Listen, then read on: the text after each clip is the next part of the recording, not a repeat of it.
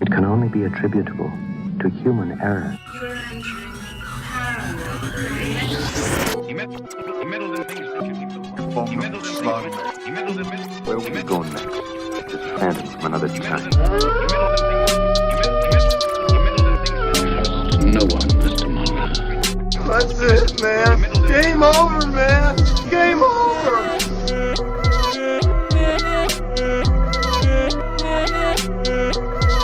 That is one big pile of shit. Hi everyone, I'm Alex Daikaiju, to my left. Jasmine with Across from us. Eli Watson. And we are... Cryptid Campfire. Eli is slow on the Cryptid Campfire. I'm opening my notebook. It's okay. It's You're all right. opening your mind as we travel through space in this UFO. We've been in it for, 13 weeks it feels like? Who knows? I've lost track of that narrative. I know, and they keep pulling Jasmine off to the side. Doing your TED Talks about Andy Grammer. Right? And Stefan's not here with us. Yep. He got abducted by different aliens who took him to a concert. Pirate aliens. Pirate aliens. Yeah. And we're okay. They're What were you gonna gonna say? steal his booty. No. What Jasmine was gonna say is fine. Okay. What's up, guys? Today we are doing what we would like to call a listener contribution episode. At the beginning of our Alien Airlines tome, we put a poll out asking what type of alien information you guys would like us to cover. Mm-hmm. Some of it was already on the list to be covered. We already had some plans to do episodes on some of the things you guys suggested, but we got some other good suggestions that we're going to be talking about today. But before we get into it, we would like to note two of the popular suggestions were Heaven's Gate and the Ancient Astronaut Theory. And while those are two really crazy awesome things that we could talk about, we decided that they were too in-depth to be able to cover in like this rando episode. Yeah, this kind of grab bag. They weren't their own episodes where we can give them the time and information that they deserve, because they're pretty wild, and so For sure. this is more, I think, simpler topics that we can kind of go through and have some fun with. Yeah, this is going to kind of stay a little more surface area-y. We're not going too deep into anything. We're going to be covering some UFO topics, crop circles, cattle mutilations, different species of aliens, that Like type Toby? of stuff. Yeah, like Whoa, Toby. Toby, you animal. Yeah, for real. So Talk hopefully about we'll Toby's have neighbors. we'll have a little bit of a Tuck-ish. flow. We've kind of created a little outline for how we want to talk about these topics, so hopefully it's not too much of a mess. So yeah, thank you to everyone who submitted their suggestions in the poll. We really appreciate the interaction that you guys have with us on Instagram and all of the social media. So yeah. This is episode everything you want to know about aliens, but too afraid to ask the government about. Yeah, exactly. We'll get there. So we want to start off. When I came up, well, I didn't come up with it. It was pitched to me in the meeting for this episode that I would cover the different types of UFOs. And when I tried researching that, and I didn't really get a lot of information. I just kind of got like lists of like the different shapes that UFOs have been seen in, like cigar shaped or saucer shaped or triangle or whatever, and blah blah blah. And that didn't really seem interesting enough to me. I was like, I'm just gonna list off a bunch of shapes. But it led There's me. blue shaped and red shaped. Yeah. It led me into the discovery of these three terms that I hadn't actually heard of before. And those terms are UAPs, IFOs, and TRUFOs. So I don't know if you guys have heard of those terms before. I know I heard hadn't. of a couple. I've heard. What was the last one? TRUFOs. What does that mean? You'll find out. Okay. True foes? Yeah. Thank God it's Friday UFOs. Is it related to Francois Truffaut, who makes an appearance in Close Encounters of the Third Kind? That alien SOB. I've probably talked about that movie in every single episode. So if you still haven't watched it, please go do. Yeah. Turn off this episode, go watch that movie, then come back. We'll have a quiz at the end. So UAPs stands for Unidentified Atmospheric or Aerial Phenomena. So these are like the crazy things that happen in the sky that are sometimes mistaken for UFOs, but actually have somewhat explainable reasons for happening. And I say somewhat because scientists aren't even 100% sure on how these things happen, but I'll explain. So These things can be related to bodies of water, sources of power, or openings in the earth. One example that I Swamp found, gas? On maybe fire? I didn't talk about that one. Oh. But one of them was earthquake lights, which I didn't Ooh, what's that? take notes those on. things? And I wish I would have done it, but I had to pick which ones I wanted to talk about. But Google that and you can find out. But I want to talk about ball lightning, also known as globe lightning. So, these things usually appear during thunderstorms as a floating sphere that can range in color from blue to orange to yellow. It's accompanied by a hissing sound and an irritatingly strong and unpleasant odor. Uh-oh. It may explode, although it usually just disappears without a sound. So, one study has theorized that about half of all ball lightning sightings are hallucinations caused by the magnetic fields during storms. Okay. Um, Does it, like, curve it? I don't even know. Oh, okay. I don't know. I read that sentence and I was like, okay, Oh, cool. yes. Magnetic fields. Magnets, how do they work? I don't know. Other theories say that ball lightning results from a ground strike of lightning that creates a reaction between oxygen and vaporized elements from the soil. So there's been a lot of sightings of things like this, like balls of light in the air that are these strange colors and there's a smell, and a lot of people tie it to UFOs and alien sightings. I mean, that'd be like wild to see. It would be. And now scientists seem to agree that these things are real. Like, they're real scientific phenomena that exist in this world. They're hard to explain, but they are real, but not alien, even though they don't fully understand what causes it. So there's no, like, definite, this is why ball lightning exists. But it's supposedly not alien. I was going to say, you said, so one of the reasons is it could hit oxygen? Yes. The lightning results from a ground strike that creates a reaction between oxygen and vaporized elements in the soil. And then there's a subset to where when lightning hits a vape, it creates baller lightning. Baller lightning? Oh my gosh. I do want to make a quick Yeah. note. In a case that we didn't cover in Blue Book, Hynek actually dismissed someone's sighting as being ball lightning. Mm-hmm. Just shows to go, yeah. There's just Shows to go, yeah. there's just too much to cover.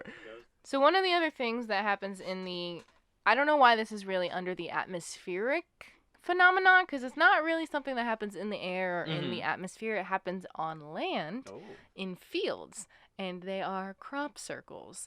Whoa. Now, for whatever reason, one of the sources that I was reading up on for this topic kept referring to them as mystery circles, which I thought was... They couldn't get the copyright for crop circles. Yeah, They're I like, don't these know. mystery circles So this is in when... crops. So this is when wheat, corn, or other wheat crops are flattened in a field, but they're not damaged. So they're not broken. They're not like they're just bent. So they've appeared in fields mainly since 1981, and although they have been observed in many countries, including the U.S., they have been mostly seen in England, usually between May and September. So the alien theory for how these things show up is simply they're caused by spaceships landing in the fields. But it's noted that not all circles are identical. Apparently it's got this kind of like snowflake characteristic. Yeah, they're all very different. Not one single crop circle is the same. So there's an argument even for UFOs, like, okay, let's say that they're caused by UFOs. Are you telling me that there's not a single UFO out there that is the same? Because you think of them like cars. There's plenty of cars that have the same tracks, the same tires, the same, imprint in the dirt or road. So there's an argument that like doesn't even like, even if you say it's aliens, it's like, well, how can they all be different? Well, can I say something about that? About why they may all be different? And wow, I really wish I knew we were talking about crop circles, because there's this video out there that may or may not be real. And I don't know the name. Is it about the UFO that comes down and makes it? It comes down, and you can see it in the video how it just forms the crop circles as it's flying over the field. So it's not even landing. It's no, just, it's like them doing design. So that's the thing. Yeah, because that's because it's like, oh yeah, how come every undercarriage of a UFO is different? It's like, well, what if they're just making them? Because the sizes are different too. Usually they'll range from different smaller ones to bigger ones. So it's like, what's a UFO? Like a weird like triangle shape. Yeah. There's not. I didn't read anything about the reasons that aliens would want to make crop circles, though. Do you guys know anything about that? Like, what's the purpose behind it? They look cool. They're trying to. You know what? They're trying to tell Mel Gibson something. That's good enough for me. Yeah. Crop circles are art, so They're pretty cool. What if it's just alien graffiti? maybe. Yeah. They're just like. But did you get anything about the way the stalks are bent? Just that. Yeah. So, are you referring to like the way that they're swirled around each other and like in layers whoa, and stuff? I didn't know that. I just know that the stalks aren't broken. Yeah, that's Yeah. what I Yeah. said. They're not They're damaged. gently, They're just like, bent. bent. Oh, okay, yeah. Yeah. So the more plausible theory, if we're not assuming it's aliens, is that the circles are caused by a natural phenomenon known as a vortex or a whirlwind, which, sure, but some crop circles can get like really intricate. So I don't know. Like if it's just a plain circle, then sure, Yeah. vortex, whatever. But some of them get pretty crazy. It's like dang, Vortex is up in here leaving masterpieces. Others believe that strong electromagnetic fields deep in the earth may account for them. And either of these theories would help to explain why no two circles are the same, since wind currents and electromagnetic fields vary. There also is the idea that they are just hoaxes, and that tricksters have selected fields and mashed down the crops themselves. However, there have been plenty of crop circles that don't have any footsteps around them. And the circles are usually flattened in a swirl and have different layers to them within the overall pattern, which would be hard to do. duplicate. Yeah. But going back to this idea of art, there are self-confessed crop circle artists who Yeah. create designs with rope and boards and surveyor's measuring tape. I was about to bring that up, actually. There was I don't know if you found it because you mentioned how a lot of them. Actually, it's interesting because a lot of them take place in England. Yes. A lot of the crop circles, that's where they first kind of popped up. And there was a video I saw years ago about this guy who came forward and said he was the one behind them in England. It was an old British guy who had a board with 2 ropes on the side of it, and he just would press his foot down and go in a circle. And they showed him doing it in a field, and it was pretty cool because you can get the perfect circles and stuff. But at the end of the thing, I was like, well, how come they're all over the world as well? And the ones that he could do were cool but very simple. And you see some of them, they have like you know, you mentioned crisscrossing designs. They branch out a lot a bit, and it's like, I don't think you can do that with a board. Yeah. So some of them are accounted for as, you know, people doing it with a board and rope, but then you get the really fancy designs. What about them? And no one's ever been able to prove any of the theories besides like people admitting to doing them, and you can prove that, you can watch them do it, just like you said. But the ones that like have nobody claiming them, because that's a thing too. A lot of these crop circles show up on people's private farming property, and so even if there is somebody who's making them, they don't want to take, you know, blame for it, because then they could get in trouble because they're damaging, you know, it's trespassing and damage. But most of these things show up overnight, so no one's ever been able to actually prove how, like, you would think that there would be people sitting out in the fields waiting for a crop circle to show up. And I don't know why I didn't find anything about that possible experiment. But some strange events have been associated with crop circles. So people have had nocturnal encounters with UFOs, only to discover the next day that a crop circle has formed near the spot of the incident. And in at least one case, a configuration of crop circles was said to have been related to a plane wreck.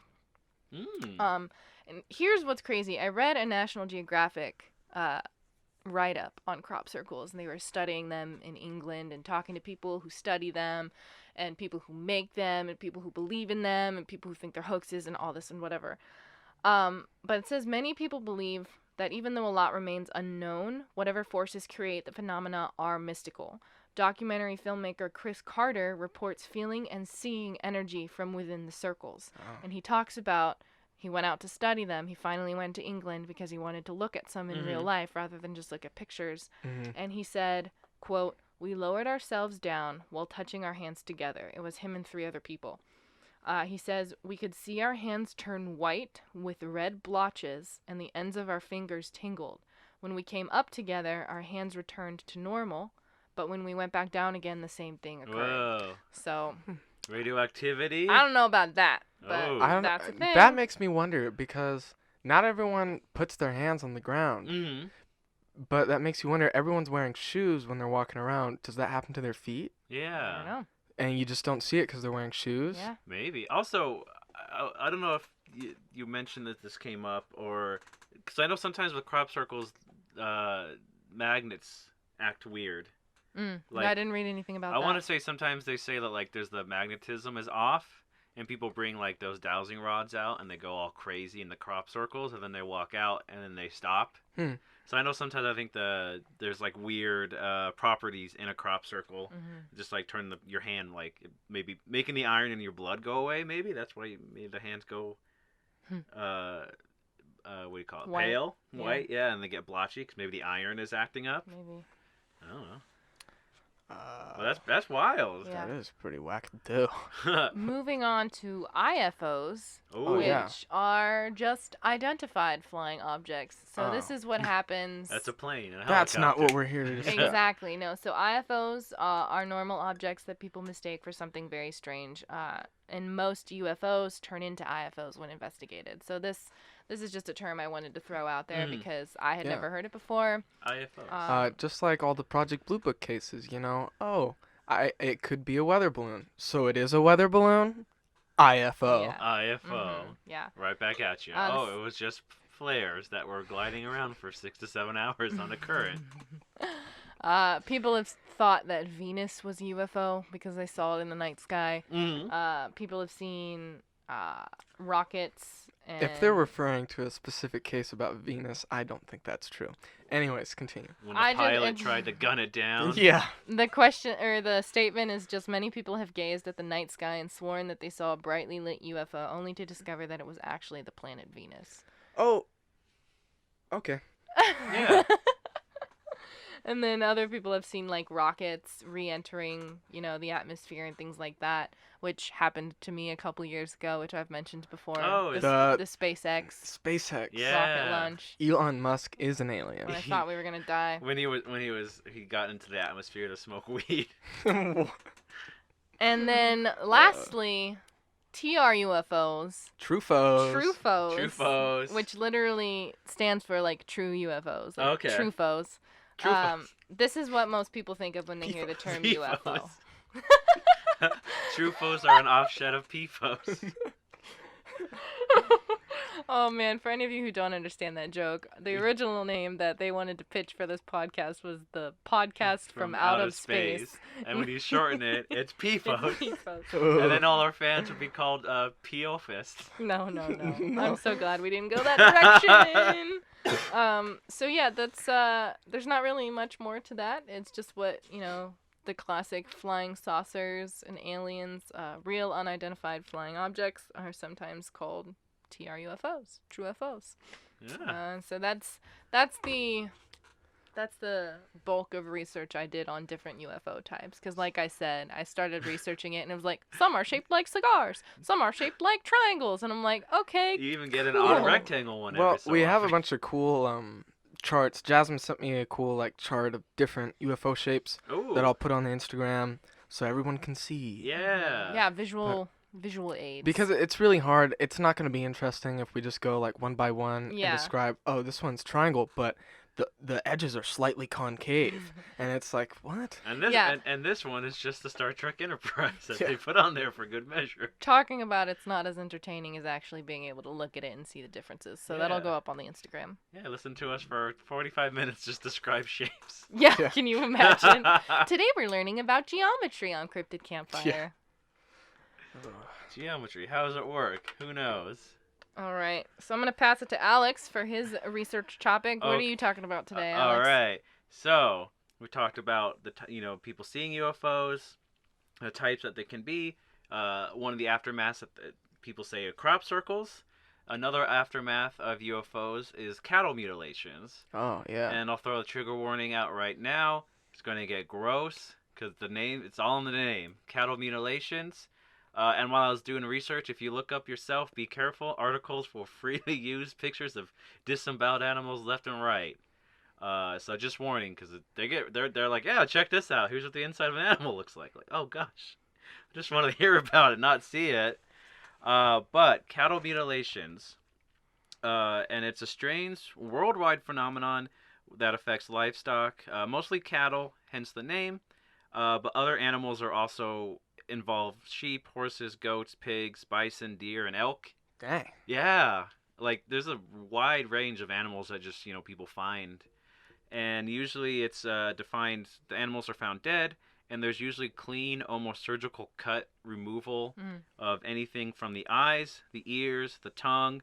Vital organs will be missing while the animal's still intact sometimes. Yeah. And sometimes the genitalia and rectums have been removed too. There it is, that funny old word, genitalia. There it is. Whoop, there it is. Or whoop, there it ain't. Ooh. Whoa! Oh. Spay and neutering gone wrong. And usually there's no blood found around or even in the animal. Oh, okay. People, when they do autopsies, they'll say, they'll cut into the animal and there'll just be no blood whatsoever. There won't be any around it or in the area. And according to George E. Onnett, he's a doctor of veterinarian microbiology and cattle mutilation investigator. He claims mutilated cattle remains are often avoided by large scavenger/predators for several days.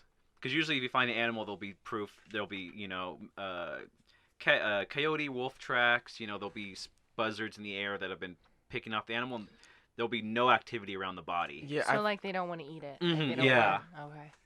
So the predators avoid it, and usually they'll say sometimes they'll find it like on a farm, and all the animals like avoid that area. Right. Once the animals removed. Yeah. The animals will avoid that area for a while too. Yeah, because I think we talked a little bit about that on the Chupacabra episode, about how dogs just go haywire around them. Yeah, they just start freaking out. Yeah.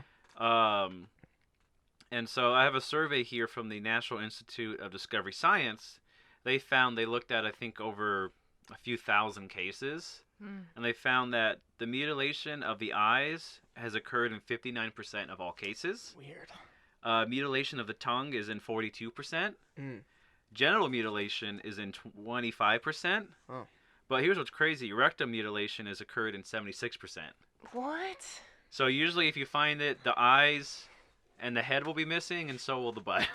That's so odd. And strange afflictions that have been noted in some, but not all, of the cases sometimes include the organs will be damaged. Like there's been a few cases where they find usually sheep, and outside it's been dead for like a day or two, but they open it up and its liver and its lungs will be like white and mushy and like falling apart, even though it's only been dead for like a day or two. So sometimes the organs are like almost like failing, like destroyed. Spinal fluid is removed from an intact spines. So like the spine will be together, but all the connective muscle and fluids will just be missing. What? And there will sometimes be levels of radioactivity. Okay. On the carcass and the surrounding area. Well then, Wow. that's a little... There's some sketchy stuff happening here. Don't go around them. You'll get radioactive. Yeah, you'll go nuclear, man. Toby, what are you doing with all those parts, man? Toby, why are you traveling thousands of miles to collect animal butts? What are you it's all hiding? about that base. And the earliest documented cases of livestock mutilation that I could find, I'm sure there's more throughout history, dates 1606, around the city of London. Hey! Yeah. Panic in the streets of London as all the animal bottoms go missing. But hundreds of sheep were found dead, and their insides and bones would be missing, but the carcass and the fleece would be left. So you figure, because it's like, oh, what if That's they're... the part you want. Yeah, that's the thing, is you figure, around that time, people going around killing animals for food or for fleece, but they're leaving all the stuff that people would want, and, like, just organs are missing. Ugh. And what's crazy is it's actually documented in official records of the court of James I of England, and he was the son of Mary, Queen of Scots. Huh. Yeah, so the king at the time, like, in the official records, like, there's him acknowledging, like, yeah, there's just like hundreds of sheep dying for no reason, and That's so strange. isn't that crazy? History is a crazy place. Yeah, and our good friend John Keel even got in on that action. Uh-oh. In Big boy Keel's in the house. Yeah, he's ready to blow the lid off it, and by making it up in the process. He got into a few cattle mutilation cases in 1966, and he actually teamed up with Ivan T. Sanderson. Oh, sicko, yeah. Yeah, I guess they were going around looking in cattle mutilations for a while. Yeah. And that was in the Upper River Valley around Gallipolis, Ohio. Hey. Ohio's got a lot of cattle mutilations. Yeah, Ohio's actually got a lot of stuff going on. Right? As we've done this podcast over the past year, and we've been researching different cryptids and different, phenomena, Ohio just keeps coming up. We keep it's finding so weird. ourselves back at Ohio. Ohio, what are you hiding? Jasmine, what are you hiding? I don't know, man. And here's what's interesting is, throughout history, cattle mutilations have been happening, but it didn't get brought to general attention until like 1967, because there was this huge documented case that I'll go into. But before that, unless you were a farmer, like, cattle mutilations didn't really affect anybody. Right.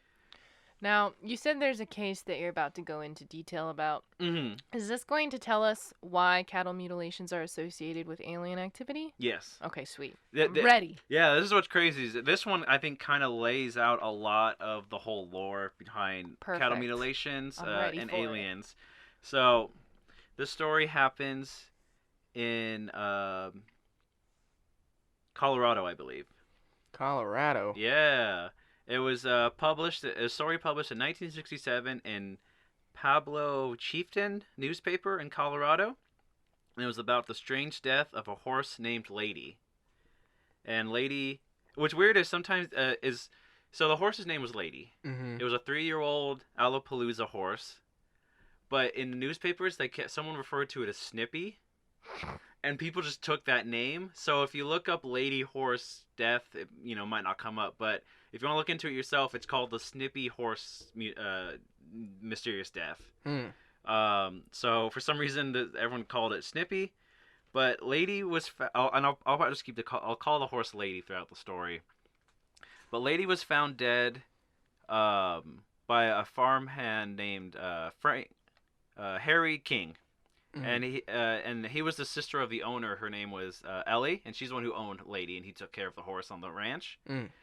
He found the horse after it had been gone for like a day or two, which was weird because the horse would always come back. They let it roam and come back. And so they went looking for it, and they found the horse dead, but her head was completely stripped of all skin and muscle. Just the head? Yeah. There was like a clear line where the skin just stopped, and it was just like pink bone.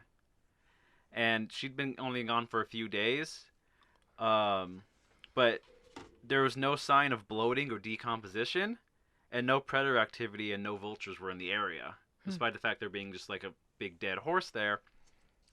And here's what's weird: the horse's footprints ended about 100 feet away from where the body was found, and there was no like footprints in the area. What?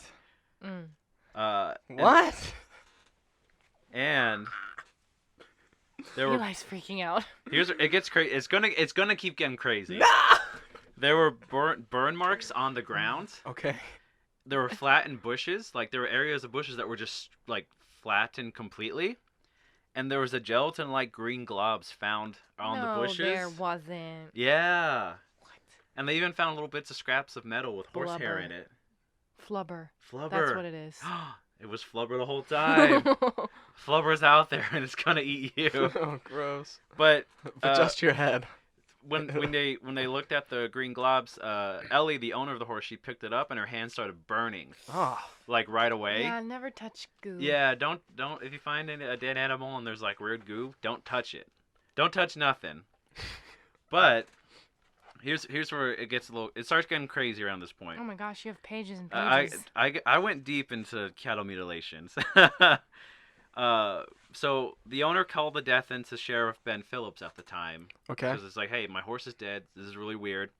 And he publicly declared that the death was from being struck by lightning. Okay. Despite the fact that there were no weather reports of like lightning or like, storms anywhere. Can I try to guess what happened? Yes. So the horse is walking around in the wilderness. It gets struck in the head with lightning. It strips off all hair, all muscle, skin off just the head. The head alone. And it causes it to fly up in the air and land about 100 feet away Yeah. from where the last footstep was seen. And along the way, it gets several little precision cuts on its side. Yeah, you can't forget that. So that's what lightning can do to you. It's one of those UAPs. Ooh.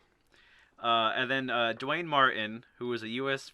Forest Service employee, they get word of it, so he goes to check it out. Wait, what year is this again? 67. Oh, okay. I I was picturing like 1906. Right? Sorry. Just like pre-Dust Bowl era. Yeah, right. Well, he showed up with a Geiger counter, Okay. and there was radioactivity everywhere, especially from the green globs and the metal that they found, and the burn marks especially. Like he's just going, and there's just like it's going post-nuclear, you know. So around the same time that lady's death had been discovered, the police find a guy trespassing at a nearby Great Sand Dunes, which is a national park around the area. It was injured cold. No, but it wasn't just any random crime breaker. It was Dr. John Altschuler.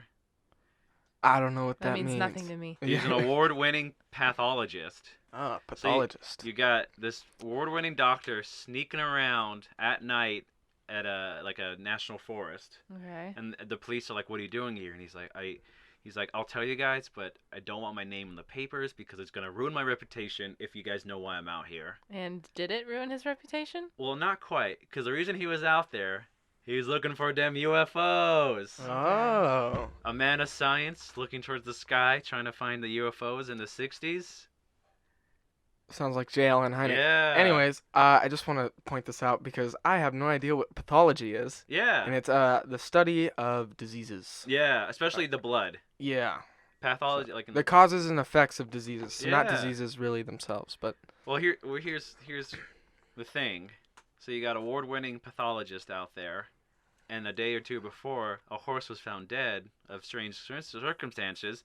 So the police are like, "We'll keep your name out of the papers, but can you take a ride up to the old King Ranch and take a look at the horse?" He's like, "That's the least I can do." So he goes out there and inspects the body, and in his report he finds that the animal's lungs, heart, and thyroids are completely missing. huh.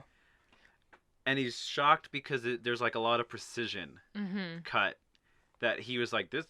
He's like he's never seen such precision before, and those parts are just missing from the horse. And the brain was also gone from inside the skull, What? and the abdominal organs were gone too. But was the skull intact? Mm-hmm. How is this Okay. possible? How is this possible? I don't know about that. And this is all real. This Yeah, is this documented. is documented. This isn't This- just like a rumored No, story. this is in the newspaper, and there's a bunch of reports of people. That's where Drowsman draws the line. The brain can't be missing Yeah. from the skull. It can't. And there was no material in the spinal column either. And there was no blood I mean, around the body. At least with like, okay, in my mind, if you're taking spinal fluids out, you could stick a needle in there and just like suck it all out. Yeah. But a Right. brain, how are you gonna get a brain out of a skull without cracking it open? Actually, the ancient Egyptians used to do it all the time. Through the sh- nose. Yeah. Through the nose. Through the like nose. in the Mummy. And then they would My favorite they, movie. they'd wrap people in the linen. They'd put the hook up their nose, take their brains out, and they put them in a sarcophagus full Yeah. of scarab beetles. Yes! Oh my gosh, we are talking about my favorite movie And right then- now. and then for Brendan some Fraser reason- and Rachel Weisz. And then for some reason, the guy who was hanging out with the king's lady a little too much, they're like, Mhm. "All right, Enotep, we're gonna put you in the sarcophagus. Anyone who opens it, you're gonna have the power of gods and pestilence. Good luck." Oh, that's my favorite movie, guys. I love Brendan Fraser. Imhotep. Brendan Fraser, if you're out there and if you're listening, I just want to hug you, man. Please. George of the Jungle, if you're listening, we love you. All right, moving on. Back to the topic. Yes. So, and I have a quote from Dr. Altschuler as well. I've done hundreds of autopsies. You can't cut into a body without getting some blood. But there's no blood on the skin or the ground. No blood anywhere. The outer edges of the skin were cut firm, almost as if they had been cauterized by a modern-day laser. But there's no cauterizing laser technology like that in 1967. He's looking at us for reactions, but Eli and I were I both just- just staring at the table. I'm just deep in thought because it's just not possible, but it's happening. I'm embarrassed about the fact I didn't think that you could get someone's brain out of their head through their nose because I totally knew that. Well, I mean, no one's ever done that to a horse. That's true. How do you know that? Someone probably tried Are there it. any mummy horses out there? Could you imagine the mummy, but with a horse instead? Nobody try this, please. This is not a call to action. Yeah. Well, they've mummified cats and like dogs before. Yeah. So. What if the mummy remake was a cat that came and was just like meow, and it just had a swarm of locusts? But here's something that you might like, Eli. Reports of Lady / Snippy's death even reached the Camden Committee. Oh. These cluckers. The Colorado Project? Yeah. So they get the reports. They're like, oh, that's kind of weird. They're investigating, right? They investigate, and they reach out to other pathologist, Dr. Robert Adams. Okay. And they want him to check it out. Okay. So he goes down there, he examines the body, and he concludes there is no unearthly causes, at least not to my mind, that could have caused this. He's like, it's most likely bot flies that ate away the skin in a certain area. They left a perfect circle. These precisions were nothing but coyote teeth that kind of cut it apart.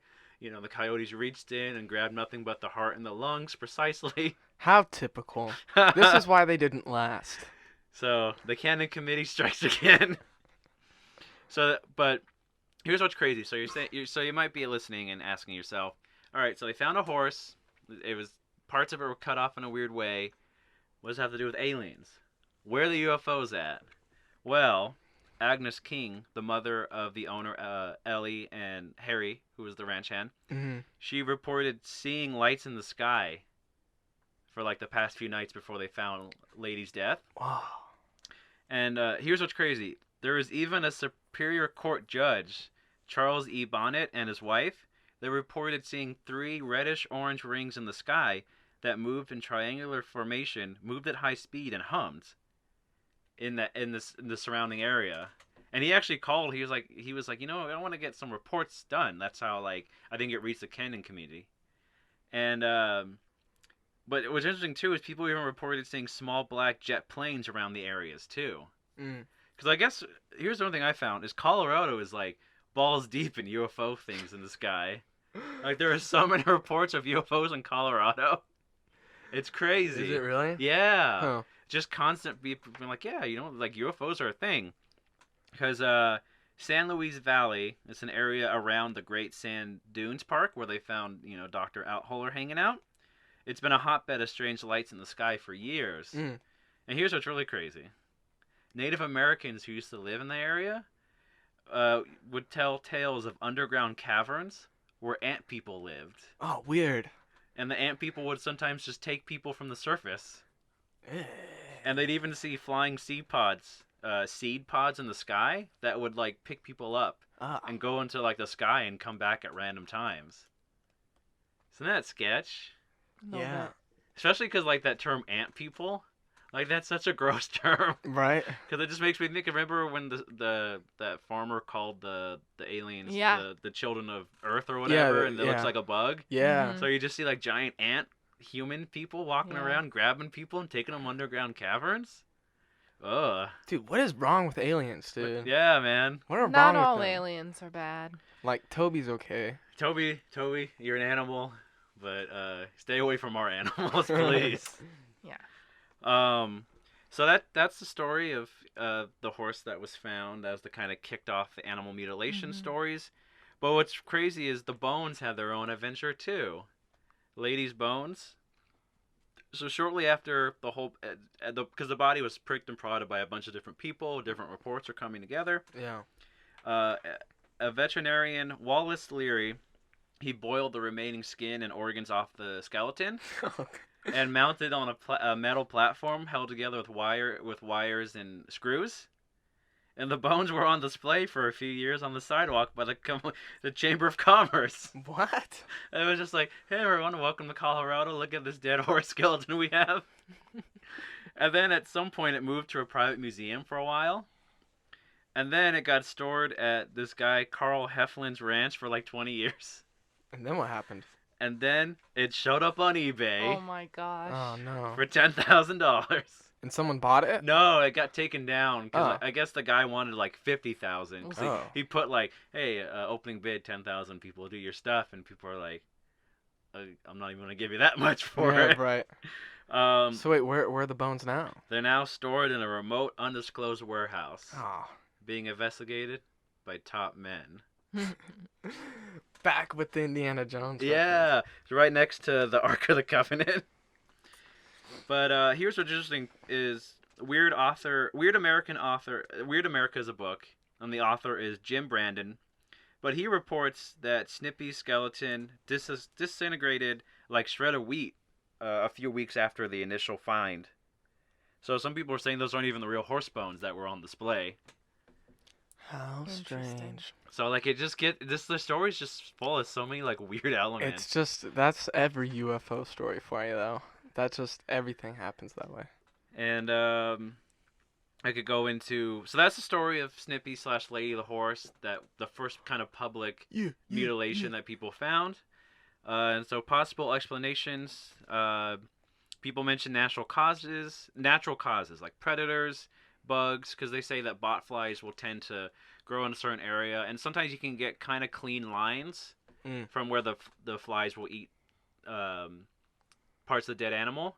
And they say sometimes when bloating happens, the body will swell and the gas will release, but it'll open slits.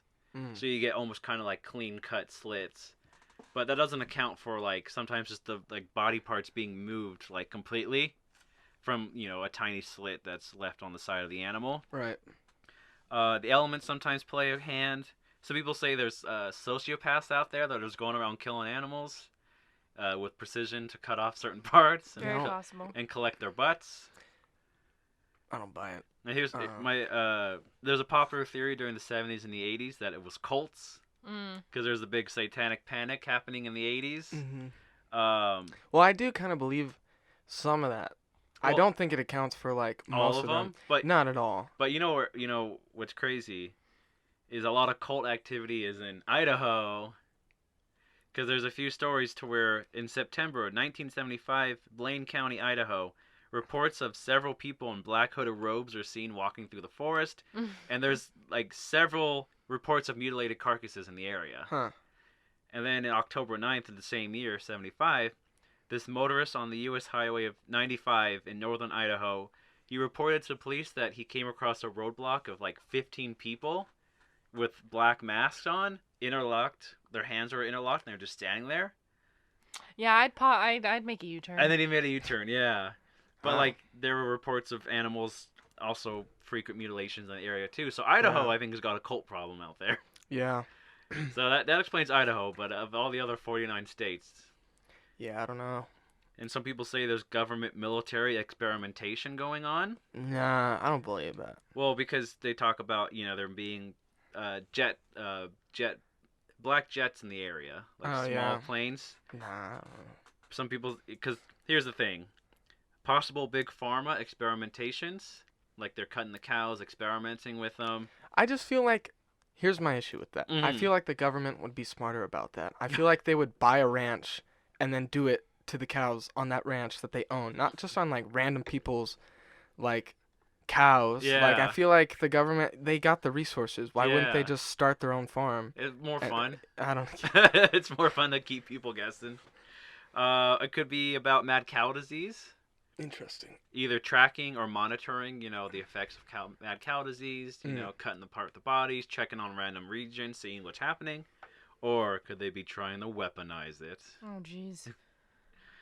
And then here's a funny story, or not a funny story, but it's a crazy story about maybe the military being involved. July 15th, 1974, farmer Robert Smith Jr. is on his tractor going up and down the field when two unregistered twin-engine aircraft showed up and opened fire on the farm. Wow. For just for this is for real. Snits and giggles. This is yeah, happening? It's a report that happened in Honey Creek, Ohio. But Ohio. Here we are again. But what's crazy is what followed after the initial attack. He survived. Was that just giant cows were going missing and they were finding remains. So maybe the government was just like Blasting him. They're like, it'd be fun. Let's shoot this guy for a while, Target and then practice. tear apart his cows. Well, I think it's official. I'm never moving to Ohio. Yeah. Apparently, the Fine. military just opens fire on random farms. They're like, all right, everybody, get down. And there's melon heads running around. Melon I heads. can't handle it. There's the ghost of Dr. Crow, The Ohio Grassman. Ohio Grassman. Smoke him if you got him. And then my final little note comes with Linda Moulton Howe. And Oh, she's- she comes up later, yeah. yeah, she's a ufologist, and she believes that cattle mutilations are being done by aliens, but they're working with the government. Yeah. Like, the government's just like, hey, aliens have free reign of this U.S. prime beef. We've been growing it since 1954. It's a proud tradition. Have fun. And they might be harvesting the body parts for either survival or research. Because some people think that maybe they're collecting the organs to replace their own. We'll get into it. Being more cow-like, and the aliens just More want to be like... cow-like? Yeah, they say cows got 4 stomachs. Wouldn't Do you they? want 4 stomachs too? No. You could eat more and produce milk. Eat more chicken. But that's my research on cattle mutilations. That was a lot. Right? It's wild. Because I was like, I'm just gonna go into it, kind of get the bullet points. And I was like, there's so much. There's so much to it. And my final quote that I'll end on cattle mutilations comes from Christopher O'Brien. He's an investigative reporter who studied countless cases of them, and he's reported saying, "Why would aliens fly thousands of light years just to collect cow butts? Why would they? What's up with aliens and checking out butts, Toby? We're gonna get to the bottom of it." Well, I think we just did. But the end. So, speaking of, we were talking about the Condon Committee Mm-hmm.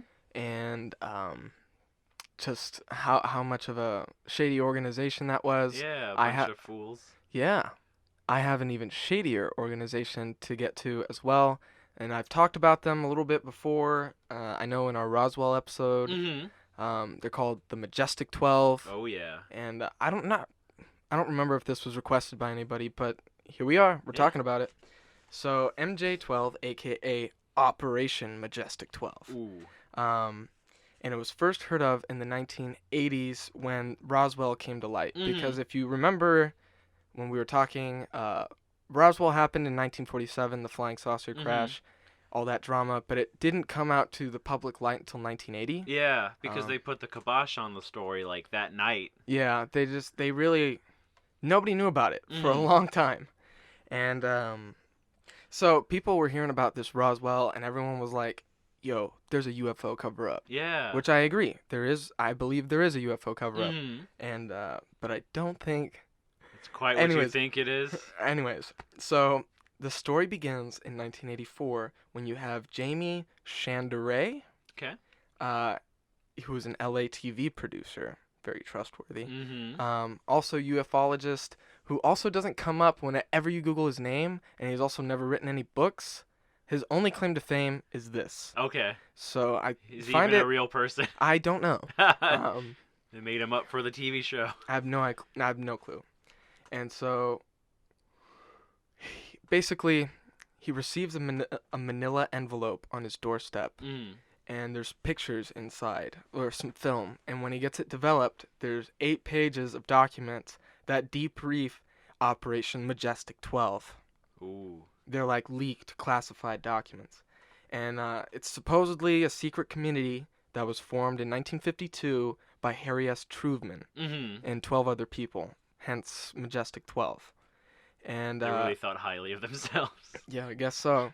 But I guess these documents explain the crash of an alien spacecraft at Roswell, how it had been concealed, how alien tech could be exploited, and how the U.S. should engage with extraterrestrial life in the future. Yeah. Which, I don't know, sounds interesting.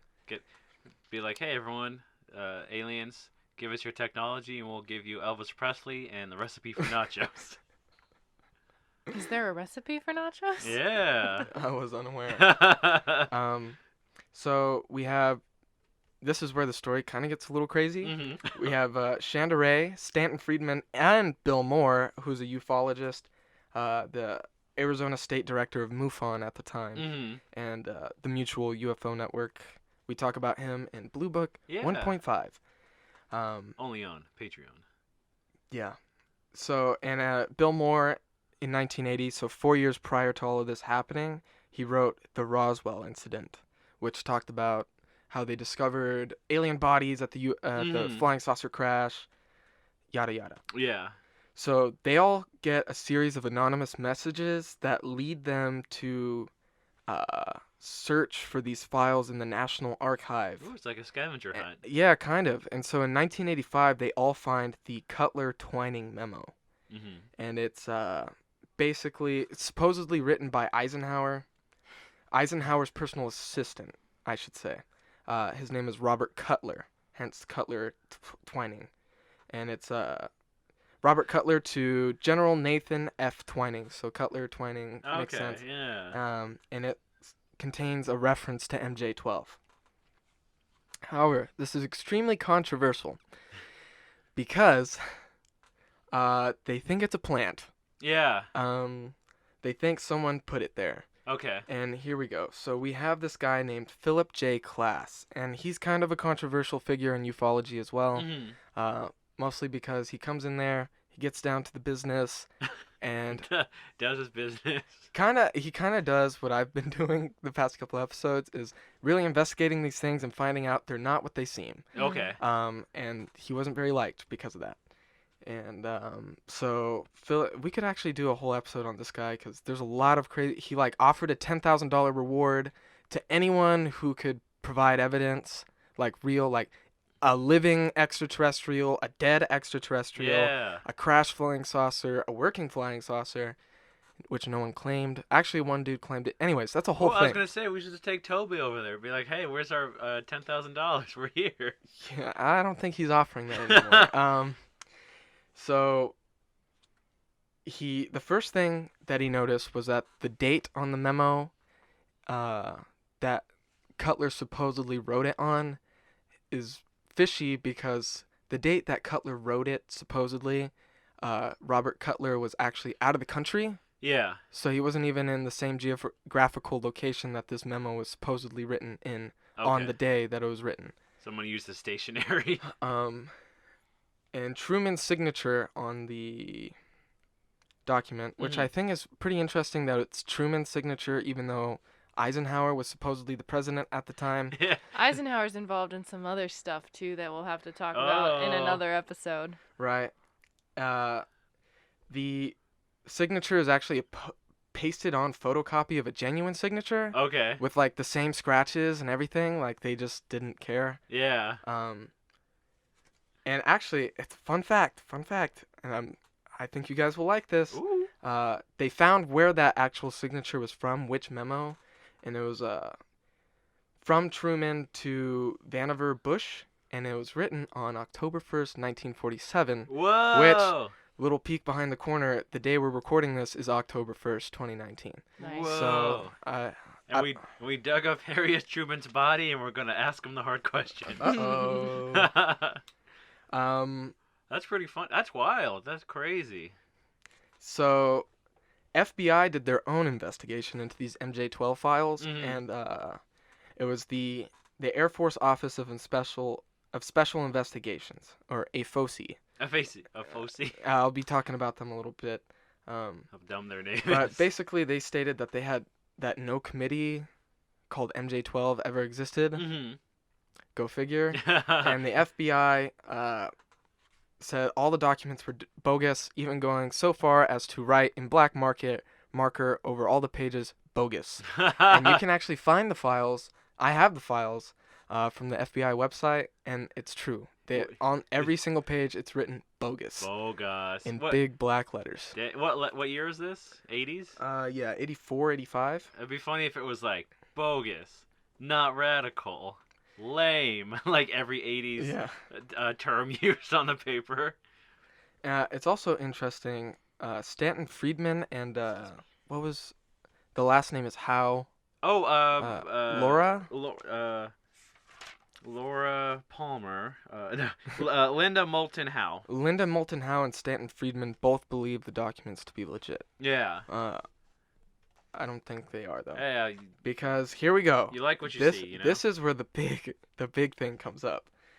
So Philip Klass, the guy who's leading this investigation, he brings up that the dating method in the memo is the same that Bill Moore used in his private letters. Okay. And this is significant because a dude named Brad Sparks reported that he had a conversation with Bill Moore, a private conversation, in which Bill Moore said that he was contemplating, this was before the TV special? Before he received the manila envelope, that he was thinking about creating and releasing a hoax top secret UFO documents in hopes that it would inspire real government agents to come out and tell the truth. Okay. So the fact that Bill Moore maybe said that, in addition to the dating being the same, it's just like... And the signature being off, and just he's doing it for the lulz. Yeah, basically. But here's another note about who may have planted it, if it's not Bill Moore. Just a quick little note. Before any of the manila envelope happened, any of that shenanigans, this guy named Richard Doty, who was working for a FOSI. Okay. And this is like verified from public records and everything, that he passed on information to 2 New Mexico state senators asking for info regarding an interaction with a UFO researcher who's not specified. They were looking for information about this guy, so they went to the Air Force about it. So maybe it was Hynek? I don't know. But a FOSI showed up, and Richard Doty was there, and he passed them on information who Richard Doty claims is disinformation, like blatantly made up. Yeah. To pass it on to these senators. And it contains references to MJ-12. Ooh. So it's possible that MJ-12 is complete disinformation made up by the government. Just for fun. Well, just to maybe hide, the real cover-up going on. Ooh, which was? We don't know. We don't know. Public access television. But you know what? What is it? Wright-Patterson Air Force Base in Ohio? Oh. Where the alien bodies went from Roswell? Where a with family member took a body part. I don't think that's true. We're saying Jasmine's family's got an alien body and we want to see it. No. That's not true. But okay, so MJ-12, totally real out there for you today. And that's all I have on it. Yeah? Yeah. A bunch of hippies. Nonsense. A bunch of hippie dippy BS.